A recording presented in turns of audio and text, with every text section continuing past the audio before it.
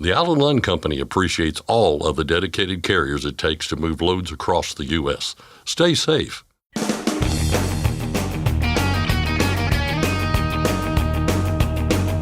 OOIDA, representing America's truckers since 1973, presents Landline Now with your host, Mark Redding. There are a number of challenges associated with electrifying heavy trucks, from the increased weight to the lack of charging infrastructure and the time it takes to charge a single truck for long distances. But what if you could charge the truck while you drive? Researchers working at Purdue University are giving it a shot with a truck provided by Cummins. They'll tell us about the project, which has immense potential. Also on today's program, nuclear verdict is a term that many truckers are, however, unfortunately, becoming familiar with. But there are several problems with trying to nail down the scope of the nuclear verdict problem, in trucking specifically or overall. However, one company has decided to take on that challenge, and they've issued a report. I'll talk with Phil Singers, CEO of Marathon Strategies, about what they found and what it means. And we'll also hear from Travis Ginest, General Counsel for OOIDA, about the impact on owner-operators. But first, the news with Scott Thompson. Thanks, Mark. The controversial plan in New York City to charge a congestion fee has been postponed indefinitely. New York Governor Kathy Hochul was the one to hit the pause button on Wednesday, making the announcement in a video posted to social media. So after careful consideration, I have come to the difficult decision that implementing the planned congestion pricing system risks too many unintended consequences for New Yorkers at this time. For that reason, I have directed the MTA to indefinitely pause the program. The tolls were set to go into effect on June 30th. Truckers would have been charged as much as $54 each time they entered the Central Business District. Passenger vehicles would have paid no more than $22.50 and been capped at one toll fee a day. The plan was at the center of several lawsuits, most recently the Trucking Association of New York, which filed suit in recent weeks.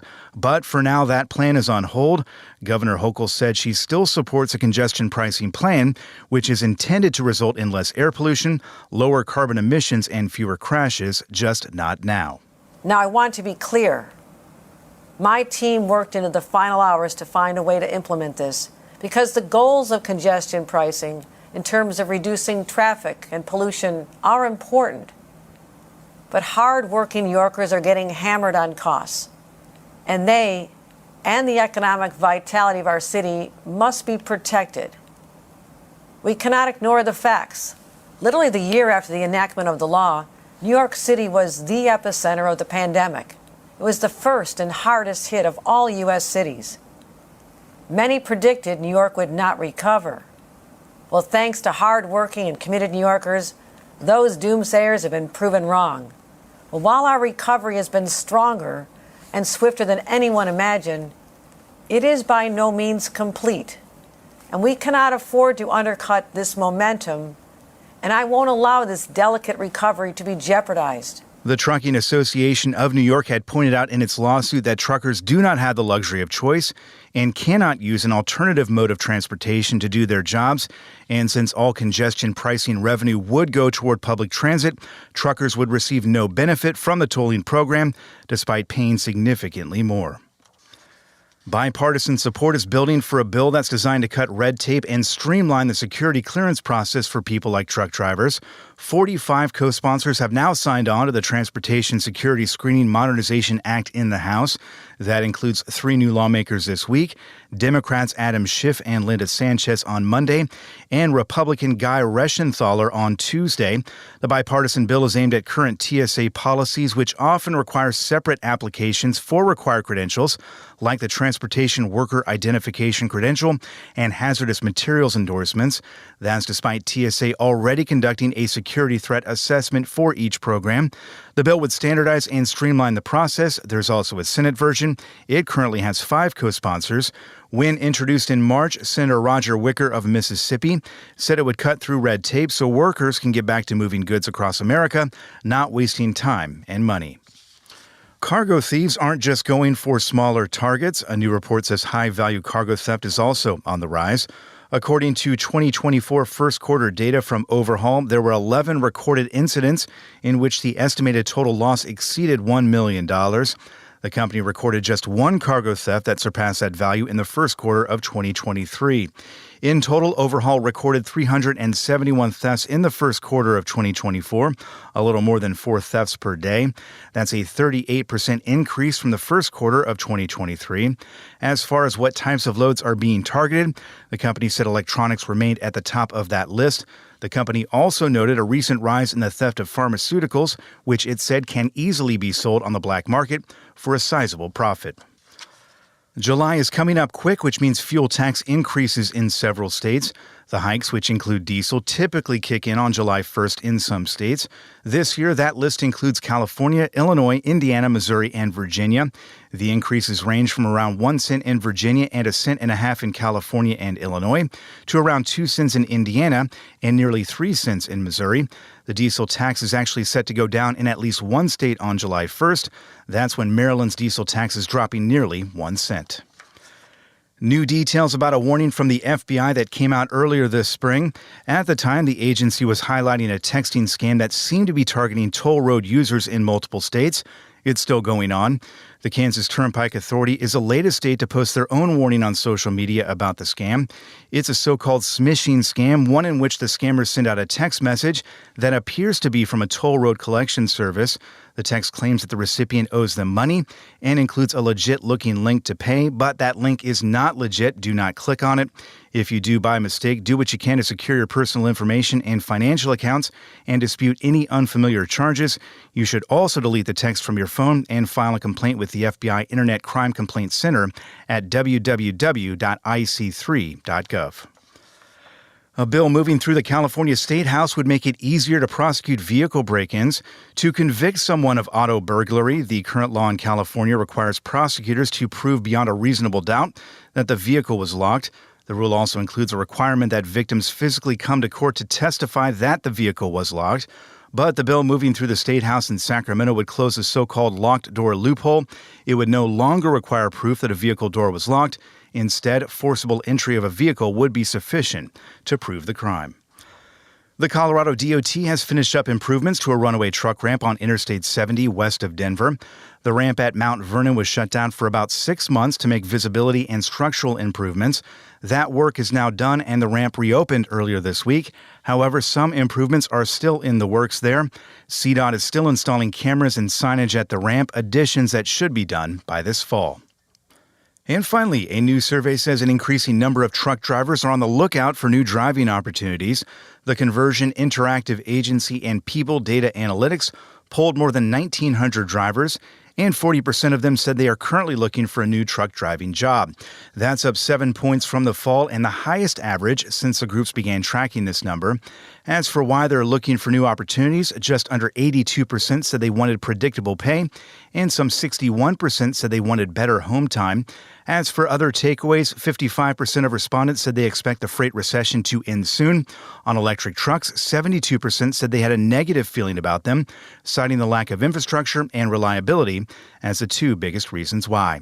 That's Landline Now News for today. I'm Scott Thompson. Thanks, Scott. Congratulations to Jackie A. Engebretson of New Auburn, Wisconsin.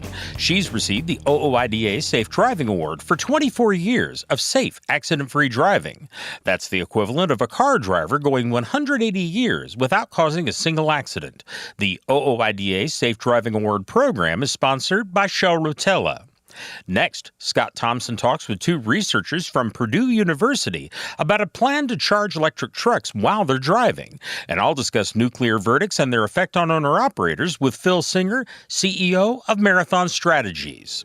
I'm Mark Rettig, and this is Landline Now. Thanks for listening. Be sure to like and subscribe.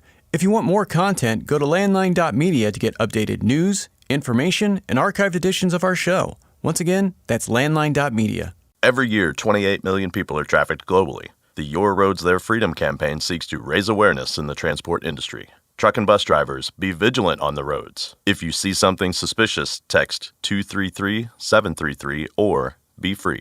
Are you tired of the IRS following you around like a dark cloud? Call 888-557-4020 and get your life back. Firestone tires are for more of everything, with more durability for more miles and more confidence in your fleet. Firestone's tested tires help fleets save with value where it matters most. Learn more at bridgestonenationalfleet.com/4moremiles. It's tested and proven. Burn 2.1% less fuel when you balance all wheel ends with Centromatic. Call 800-523-8473 to get the OOIDA discount. Landline Now, welcome back. There are a number of challenges associated with electrifying heavy trucks, from the increased weight and the lack of charging infrastructure to the time it takes to charge a single truck for long distances and more. But what if you could charge the truck while you drive? Researchers at Purdue University are giving it a shot with a truck provided by Cummins. To learn more about the project, I recently spoke with Steve McCarrick. I'm a professor here at Purdue in electrical and computer engineering. And John Cressy. I lead a team at Cummins Corporate Research and Technology, and we're looking at next generation electrification technologies for battery electric and hybrid powertrains, and this includes charging systems. We've got a lot of ground to cover, so let's get to it. I wanted to know about the origins of this project, which takes us back a few years to conversations surrounding something called dynamic wireless power transfer. Some have likened it to the way some of us charge our smartphones on a charging pad using magnetic fields. The technology at the center of this project, Pekarik says, is similar. As you had indicated, the technology is there in terms of low power applications. So those with a cell phone, if you have a charging stand that's wireless, you're setting up magnetic fields from what we call a transmitter. It's actually time-varying magnetic fields. And within your phone, there's a receiver to accept energy, that magnetic energy. Here we're doing something very similar. Within the electrified roadways, you would place electrical conductors. You would then provide energy to them that sets up time-changing magnetic fields, and your receiver underneath the vehicle sees those and takes that energy. And our goal really is to send that energy to the wheels so that you don't have to charge your battery. You're providing the power to the propulsion system of your truck. Forget the battery for a second. We would like to just keep the state of charge of your battery. The only purpose of the battery is to get you onto this roadway, get you off this roadway. And so as you're driving, the electrified roadway is providing you the power to move your vehicle and to provide the auxiliaries to your, whatever you need within your vehicle. But the battery's in some ways bypassed. You're sending energy beyond it so that you don't need a large battery. That's the goal. Purdue University is part of a consortium called Aspire. Several universities are involved, and so are industry partners like Cummins, all working together to overcome some of the challenges associated with vehicle charging. As Purdue was developing this project, Cressy says Cummins was paying attention. We thought, we have been working on stationary wireless charging, and we saw that maybe for relatively low amount of money, we could become involved and repurpose one of those trucks for dynamic wireless power transfer. So we thought, this technology is interesting. We can get involved for not a whole lot of money. And, as you have both been talking, what are the biggest challenges in commercial vehicle electrification right now?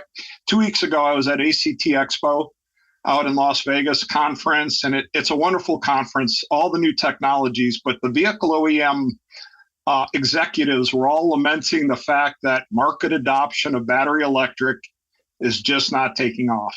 And why is that? Well, you've pointed it out. Cost of the batteries, cost of the trucks, range of the trucks. Where's the charging infrastructure? Truckers have trouble finding a place to just park overnight. And where are they going to charge? Are they going to charge overnight? That's going to be difficult. Are we going to have fast megawatt charging? Wired? Maybe, probably, but that a lot of grid electrification. So if you look at dynamic wireless power transfer, what NDOT and Purdue are trying to do here, they can solve a lot of those problems. Smaller battery, lower cost trucks, providing the charging infrastructure or power transfer technology or infrastructure. It seems like it can really lead the industry to develop a solution that'll work for the truckers. Cressy called this project an incredible opportunity, but not one without question marks. It'll be done in phases, and each phase will take some time. Phase 1 is underway with construction of a test roadway beginning at U.S. Highway 231/52, just west of the Purdue campus in West Lafayette, Indiana. In this initial quarter-mile section, it's taking an existing roadway. They've been milling channels to place the transmitter coils, and that's in process. And those coils are being manufactured, and we're proud of this. Cummins is a world leader. They're an Indiana company, but there's also Indiana companies involved throughout this process. So William, Charles, and White Construction, they're doing this roadway. The milling's continuing, and in the next month or so, coils will be placed in the roadway, and then we'll be waiting on the electronics to bring to the side of the roadway that provide the energy to the coils.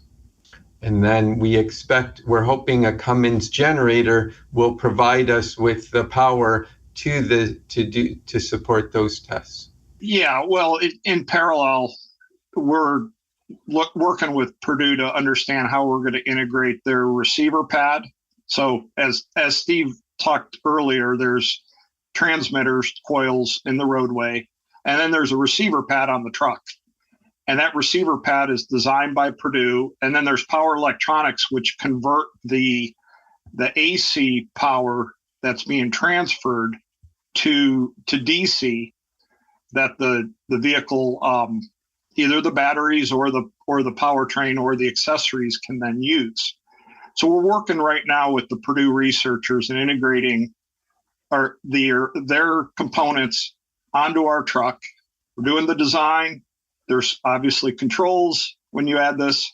How do you communicate between the two? The truck, at times may want 100 kilowatts of power transfer, and sometimes may want the maximum, which may be in excess of 200 kilowatts. So we're working through these details. And then near the end of this year, early next year, we'll physically do that integration on one of our battery electric demo trucks. And then about a year from now, you can show up in West Lafayette and see this testing in action. As for those challenges, there are more than a few, but both Cressy and Pekarik are confident this will yield results. Yeah, I mean, personally, I think we'll get the technology down. I think the project will be successful from a technology standpoint. I worry about the cost. Can we truly get the cost? And can we have financing partners that understand the payback for this is in the 10, 15-year, 20-year time frame? But this technology will work in some manner. It will be rolled out commercially in certainly limited areas to obtain wide scale electrification, which may be 20% of the interstates, let's say, and you can have a battery to go in between. I think that's something I'm unsure. That's my worry. I think it has great potential, but can we get the cost down? The part of that cost, of course, is providing the connections, the power to the roadway, right? So you have to supply the utility or this new entity we're calling a public-private partnership, at least to start, which we'll call an electrified roadway. They have to get power from a utility and then put it to the roadway. They have to bill and all of those type of details.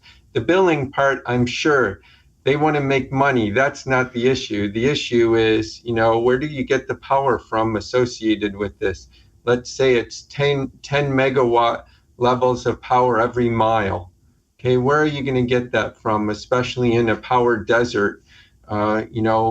Maybe this is between Indianapolis and Columbus, Ohio, on a major trucking roadway. Okay, what happens midway through there where you don't have large amounts of power? How do you get that there? That's going to be the big part of this, is that rollout.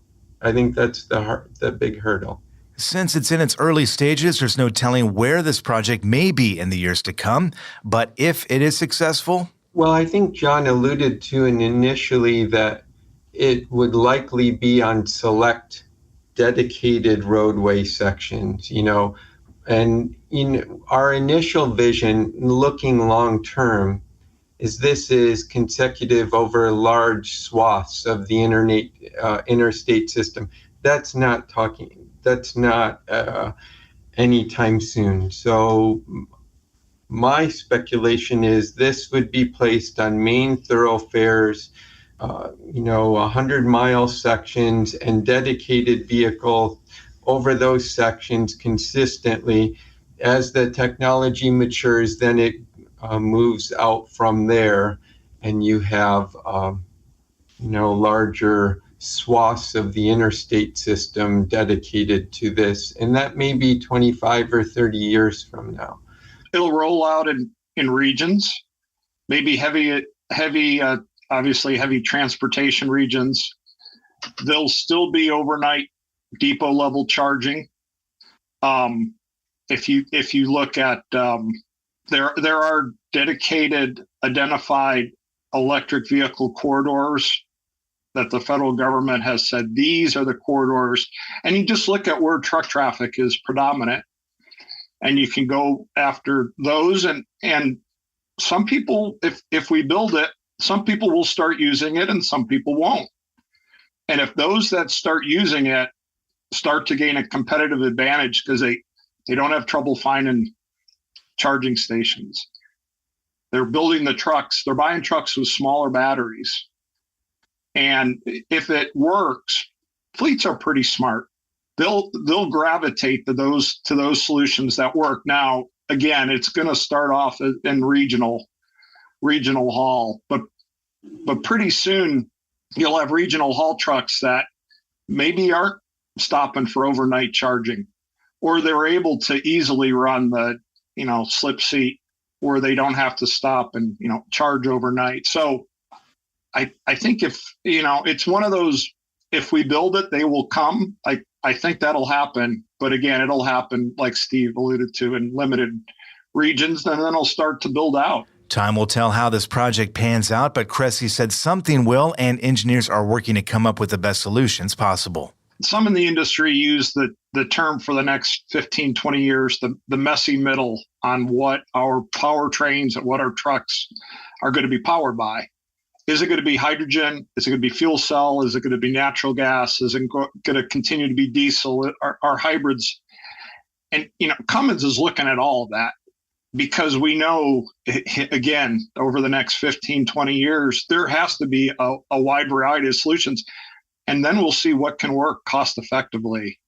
And if we're successful at projects like this, well, then battery electric will be a lot more usable, productive, cost effective to the truckers. We can't have the truckers have to try to find a charging station, and now they're running low, and now they have to wait. I mean, again, you can think of the challenges to electrified trucking. We need to make it easy. Part of the problem is diesel is so incredible. People don't realize the phenomenal energy density, and we're trying to create solutions that compete against this, because trucking fleets and truckers don't want to change their operational model, nor should they radically. Small operational changes maybe, but how are we going to compete against that with the new technologies? And this dynamic wireless power transfer could be a way. Our thanks to Steve Pekarik and John Cressy for their time and their work on this project. This was just a portion of our talk. For the entire conversation, we'll have it posted over on the Landline Media page on YouTube. We'll step out for a moment here, but there's more Landline Now right around the corner. Stick around. Today's rising costs affect everyone. Replace your harmonic damper with a genuine Vibertech TVD viscous damper to prevent costly repairs and downtime. Keep your money in your pocket and your truck on the road with Vibertech TVD. Recommended replacement at 500,000 miles or 15,000 hours. Ready to make more money? Use a better load board. For a limited time, get 50% off Truckstop Load Board Pro. Just go to truckstop.com/go and enter promo code READY2024 when you purchase Load Board Pro. Attention professional drivers, do you owe money to the IRS? Integrity Tax Relief Group frees drivers from IRS trouble. Call for help now, 855-976-4291. That's 855-976-4291. Nuclear verdict is a term that many truckers are, however, unfortunately, becoming familiar with. We know how bad the effect of such a verdict can be on an individual, but in the bigger picture, how big is the overall problem? You're listening to Landline Now, and I'm your host, Mark Reddick. Welcome back to the program. There are several problems with trying to nail down the scope of the nuclear verdict problem, either in trucking specifically or in society overall. One of them is the definition of the term nuclear verdict, which can mean different things to different people. And then there's the oversized task of tracking information on various verdicts across 50 states and the federal courts. However, one company decided to take on that challenge, and they've issued a report. I spoke recently with Phil Singer, CEO of Marathon Strategies, the company that issued the report, about what they found and what it means, both for trucking and for society overall. Well, first of all, sir, I'm wondering if you could just tell us something about your company, Marathon Strategies. What is the company and what basically does it do? So we are a communications and research firm, and we do a variety of what it sounds like, communications and research services for corporations and other organizations. And what sets us apart is our research practice. So we will do everything from due diligence to policy research on behalf of clients. Due diligence usually entails doing some sort of vulnerability assessment on behalf of a client going through a crisis situation, or doing reputational due diligence for a client engaging in some sort of investment with another company or a merger of some sort. And then on the policy side, we will put together white papers, other types of materials for clients, working on a given issue or other types of matters. And then we will figure out ways to amplify and publicize that work on behalf of those clients. That's in a nutshell. We also do a lot of creative work, digital amplification, and other services in an effort to advance those big ticket operations. Your company recently released a report about nuclear verdicts, and our interest here is the trucking industry. And although trucking is mentioned in your report, it indicates that this problem is much more widespread than that. Can you start off by giving us an idea of the overall scope of the problem of nuclear verdicts? Sure. So this is an issue that we have been tracking for a couple of years now. This is the second edition that we've put together. We did the original report last year, and the inspiration for that report came out of a conversation that I had with our insurance broker. We were in the process of renewing our insurance policies, and the broker made a comment about how one of the things that underwriters were spending a lot of time looking at were litigation histories of a given company. And the broker noted that jury verdicts had been on the rise. And I asked the guy if he had data to back that up. And he said, that it was mostly an anecdotal comment, and it got me thinking, we should look into that. One of the things that we do as a firm is we'll periodically put out reports on a big topic, whatever it is. So, we looked at corporate misinformation one year. We looked at, every 2 years when there's a new Congress, we'll research the positions of all the new members of Congress on the issues that are most likely to come up, and we'll put together a Facebook of them and release that. And so I thought this was an issue that would be good for us to, explore. And so I got the team together, and we decided that we were going to, compile all of the jury verdicts of $10 million or more, nuclear verdicts, and and see what takeaways we could find. And so we went back and we looked in the original report at jury verdicts of $10 million or more from 2009, the end of the Great Recession, through 2022. This was, last year. And what we found at the time was that they had been steadily increasing and that there had been a new level of verdict that had popped up, what we called thermonuclear verdicts of $100 million or more. And that they had been steadily on the rise. And we explored, the causes of what we hypothesized were the causes of those increases. And they ranged from, generational changes in the makeup of juries, younger people coming of age during the Great Recession, increased wariness of corporations, a general predisposition to holding them more accountable, perhaps born out of experiences that they had during the Great Recession, as well as various tactics that trial lawyers might be employing during cases, different tactics that they might use in the courtroom, as well as different advertising tactics that they were using to compile classes for the class action cases that they might bring, and a variety of other causes. And so this year we wanted to see, what the situation was in 2023, for the 2024 edition. And so what we found was that there had been an increase in the number of cases. And so, confirming that the trend was continuing to rise. And, one thing that was interesting was that we saw that, a couple of states had implemented new laws that were geared towards trying to get these verdicts in check. One thing I should just pause. One important nuance in the report that's worth noting is that we just looked at the jury verdicts. That's, in many situations, those verdicts were either lowered on appeal or there was a settlement out of court. So we're just looking at what the juries decided, not what the final disposition of the cases were. So it's really more about jury behavior and less about what the final outcomes of the cases were. But Florida, for example, was number 2 last in the previous year.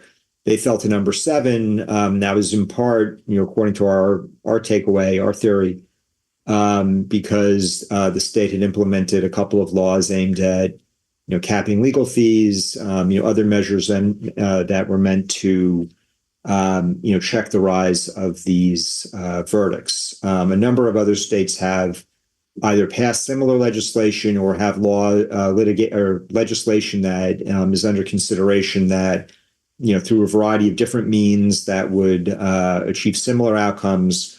So I'll be curious to see if, as those legislatures, wind up their work for the year as the year goes on, if they pass those laws, what the effect is next year in those states to see if there's another change in the rankings. And then the other thing to keep in mind is that there are always outlier cases in different states. So Missouri, for example, went up in the rankings because the National Association of Realtors had a very large verdict against them that came out of Missouri and shot that up through the rankings as well. So that's sort of the very big picture look at the report. Okay. I want to get into some of the specifics in the report about the trucking industry, which of course is the interest of our audience. Your report looked at the amount of money awarded in different industries in so-called nuclear verdicts in 2023. What was the figure for trucking? $165 million. Quite a bit. How does that compare to other industries? Look, it's definitely a significant amount of money. I think one of the things that is interesting about that is that, in a lot of cases where you've got legislation that's pending, for example, certainly in Iowa, for instance, a lot of the proposed laws that are, being considered to bring jury verdicts under control are inspired, by the trucking industry And that's, I think in large part because, many times when a case is brought against, liability in trucking cases is often falling on the party, it's on the trucking company often. And so, that can, those aren't often, large conglomerates. Those are, small businesses many times. So I think there's an effort to protect those small businesses from large outcomes. What do you think is or are some of the factors that are driving these larger verdicts in trucking specifically? Is there something specific to that industry that's causing juries to increase the amount of their awards, or is it just part of the general trend? I think it's definitely part of the general trend, for sure. I think the other part of it is that they definitely tend to get a little bit more news coverage, than, let's say, an intellectual property case. It often involve, these situations often involve are often very tragic and, lend themselves to, headlines that can fall prey to some of the tactics that trial lawyers have been that we identified that trial lawyers often use in the courtroom. So, for example, one of the tactics that we identified is something called the reptilian theory, where a trial attorney will make an emotional appeal to jurors as opposed to relying solely on the legal argument to get them to produce a large jury verdict. And in so doing, they're able to elicit an outcome that might be more outsized than if they just made a more clinical legal argument. And so you don't often get that type of situation in something that's a little bit more, for lack of a better word, boring, like intellectual property. And so I think the nature of the business can allow for situations like that. It's a little easier for a jury to process. I mean, each case is different, and it's difficult to speak to the individual merits of a particular case. I think the broader takeaway here is the general trend, and it really comes down to a question of whether the rules that are in place across the board are adequate for ensuring, general accountability for plaintiffs when they have a just, claim to be made, while at the same time, protecting, the rights of companies and, enabling them to, continue to operate. And, to be clear, our report is not, it's a presentation of the fact pattern. We don't take a position on whether they're too high or too low. We're just presenting the data here. It's really a question for policymakers, attorneys, bar associations, et cetera, as to what policy prescriptions to take away from it. Everybody should have a right of action if they're wronged. But like everything in life, there's a middle ground to be had, as to how justice should be meted out. Clearly, if somebody is completely, if the company is completely in the wrong, appropriate action should be taken. And if if they've acted in a grossly negligent way, their right to operate, should be withdrawn if the facts support that. But that's not for us to say. That's the function of each individual case. That was Phil Singer, CEO of Marathon Strategies, talking about his company's recent report on the phenomenon of nuclear verdicts. We'll have more of that conversation after a short commercial break. I'm Mark Rettig, and this is Landline Now.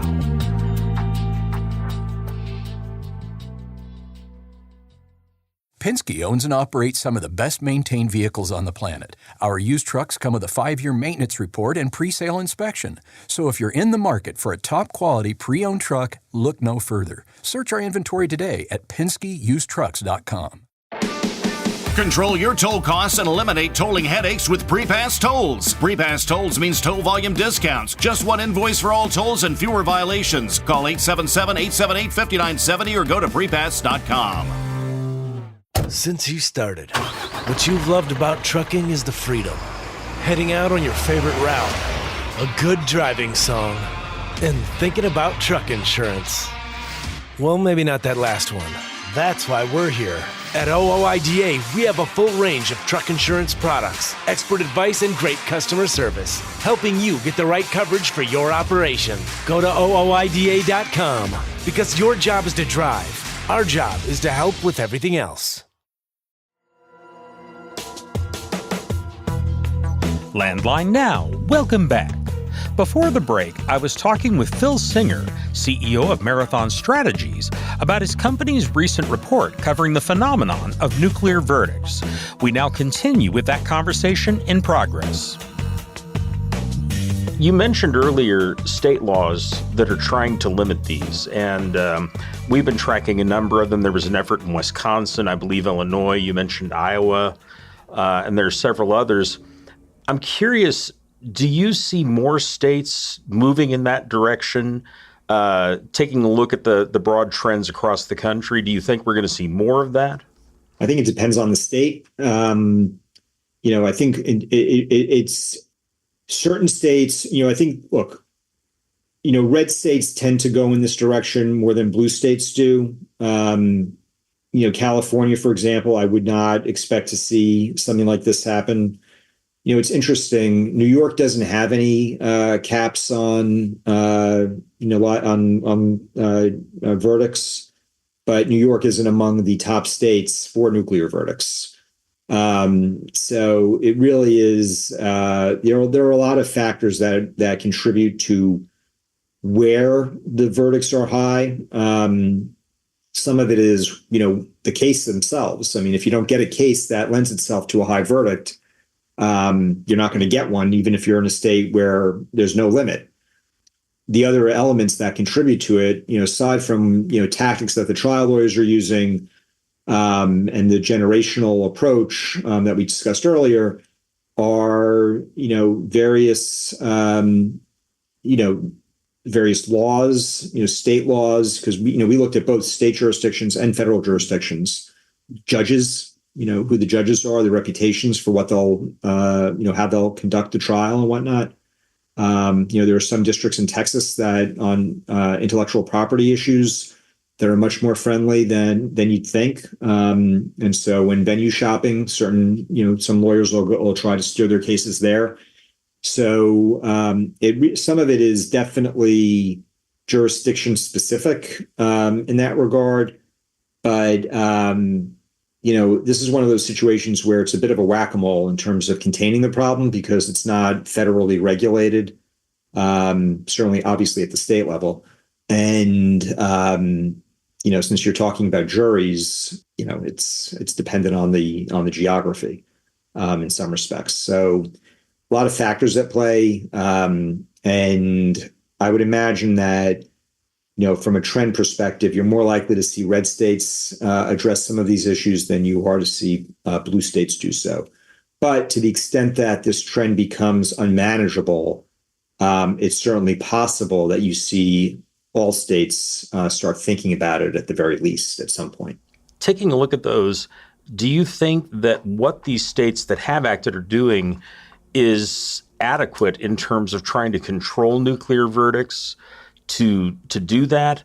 Do you think more is needed in terms of trying to keep those down? Or what is your view of that, looking at the evidence that you've gathered?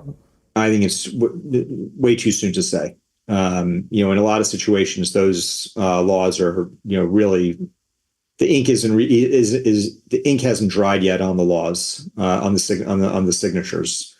So the early returns, or certainly suggest that they're going to have a positive impact, but it's too soon to say. Okay. Sir, is there anything else that you want to add or you think maybe I didn't ask about that I should have on this issue? I think the thing that, one of the reasons why we wrote this. I mean, look, obviously, I mentioned at the beginning that we are a research firm, but we're also a communications firm.